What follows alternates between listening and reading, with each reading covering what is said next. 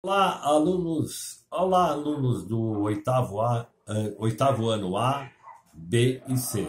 Estamos aqui novamente para mais uma aula de revisão, aula número 5 do Centro de Mídias.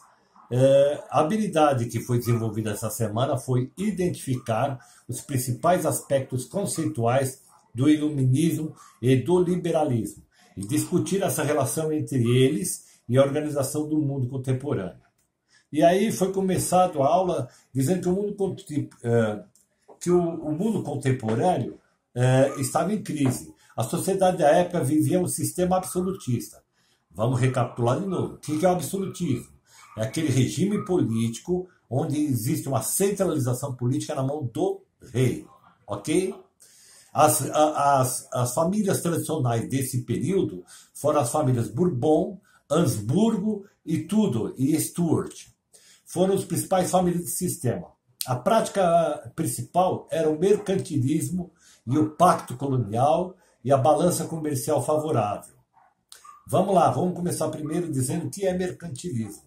Mercantilismo é aquela relação comercial onde se pratica o quê? O mercantilismo. O que é o mercantilismo? É um sistema financeiro onde eu vou em busca de, por exemplo, o metalismo. O que era o metalismo? Eles tinham a noção de que todo país, quanto mais metais eles tivessem, mais ouro, mais prata, eles teriam mais poder. Então, nesta época, quem tinha mais acúmulo de metais tinha mais poder financeiro, mais poder político. Também falou sobre a balança comercial favorável. O que é a balança comercial favorável? É a relação entre o país exporta mais do que importa. E aí dá a balança comercial favorável. Ok?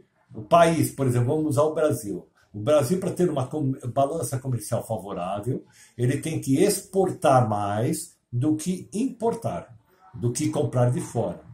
Também ele falou também sobre o pacto colonial. O que é o pacto colonial?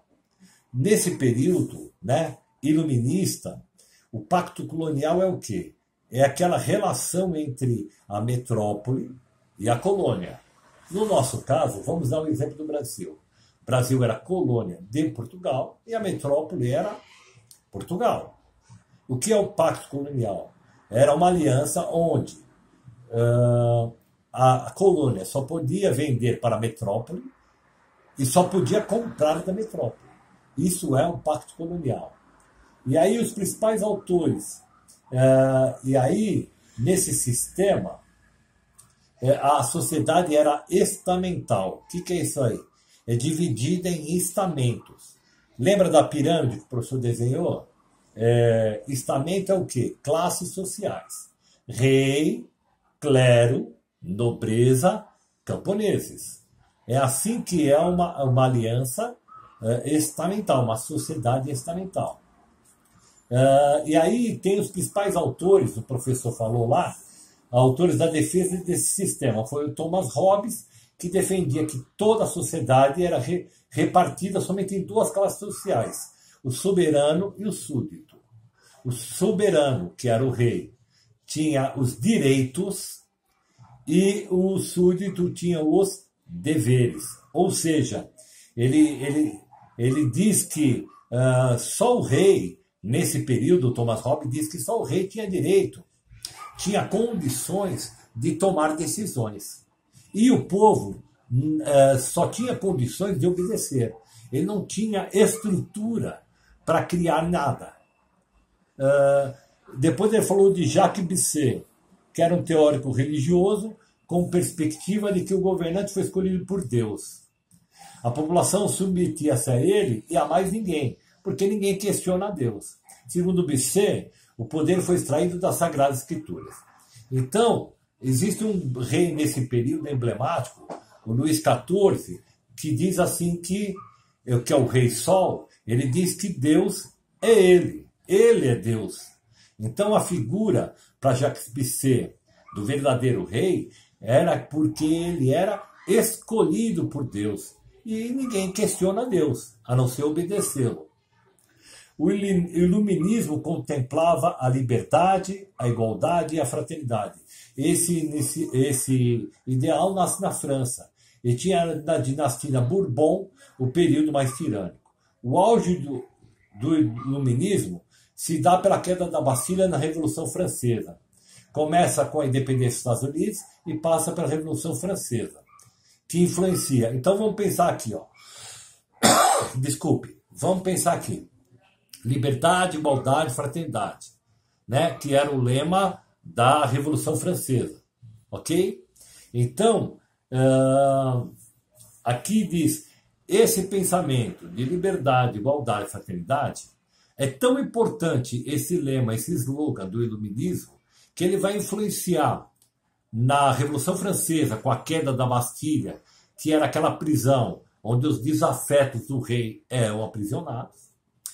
Também influenciou na independência dos Estados Unidos. E esses ideais vieram para o Brasil e influenciaram em dois grandes movimentos, que foi a Inconfidência Mineira no papel de Tiradentes e a Revolução Pernambucana. Ok? E aí, os principais filósofos desse período contestatório, nós não estamos mais falando de Hobbes, né, que dizia que só existia súdito e servo. Não estamos dizendo mais de Jacques Bisset, que dizia que o rei era Deus, o Deus era o rei. Estamos dizendo agora aqueles filósofos que vão contradizer, que vão contra esse pensamento centralizador na mão do poder. E aí começamos falando de Montesquieu, com aquela divisão de poderes que nós já estudamos. Executivo, legislativo e judiciário. Montesquieu diz o seguinte, que olha, se o rei tem todo o poder centralizado na mão dele, qual é a tendência desse rei? Usurpar o poder, abusar do poder. Então esse rei, esse poder tem que ser repartido. Em executivo, aquele que executa as leis, o legislativo, que faz a lei, e o judiciário, que faz se cumprir as leis. Voltaire também foi outro filósofo que dizia que defendia a liberdade de expressão, dando o direito do povo de manifestar-se contra os seus governantes. Voltaire era a favor do quê? Olha, se esse governante está usurpando o poder, se esse governante está fazendo mau governo, nós temos liberdade de expressão, nós temos liberdade de questionar essas leis ou essa tirania desse rei. Aí também teve dois filósofos importantes, que foi o Diderot e o D'Alembert. Eles criaram 35 volumes, que ficou famoso na época como a Enciclopédia, que era um compêndio, uma divisão de livros, que trazia todos os ideais iluministas. Então Diderot e D'Alembert foram importantes por quê? Porque criaram esse compêndio, essa Barça, esses 35 volumes, que lá trazia toda a essência do que era o iluminismo. Depois ele falou de Rousseau, que estabelecia o Estado Democrático de Direito, aquilo que nós conhecemos como democracia. A população tinha direito de escolha, onde o governante deve agradar a maioria da população. Agradar a todos fica difícil, mas para Rousseau, ele dizia o seguinte, olha, esse governante ele tem que agradar pelo menos a maioria da população. Depois veio Adam Smith, que criou a ideia do liberalismo econômico, onde o mercado se autorregula, a economia sai do poder do Estado. Ou seja, para Adam Smith tinha que ter liberdade política. A política, aliás, a economia não podia ficar na mão somente do rei. Tinha que ter uma liberdade econômica de eu, que sou um produtor, poder vender para quem eu quiser e comprar de quem eu quiser. A separação também entre a política e a religião. Você lembra bem, houve vários conflitos entre o rei, que representava a política, representava a nação, e a igreja, na figura do Papa. Lembra que eu já comentei? O rei vai ter momentos que vai querer se meter em assuntos religiosos e vai ter o Papa querendo se meter em assuntos da política. Então, Os iluministas eram a favor da separação do Estado laico, aquele Estado que a nação que não tem religião definida, cada um tem a sua, ok? Nesse período, a população tem mais acesso à informação.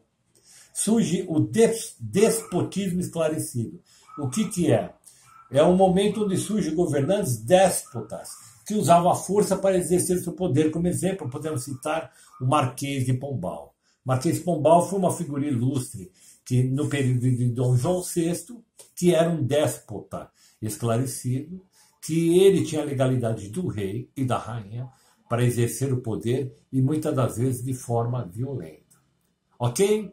Isso é um resumo bem sucinto do que vocês assistiram essa semana no Centro de Mídias.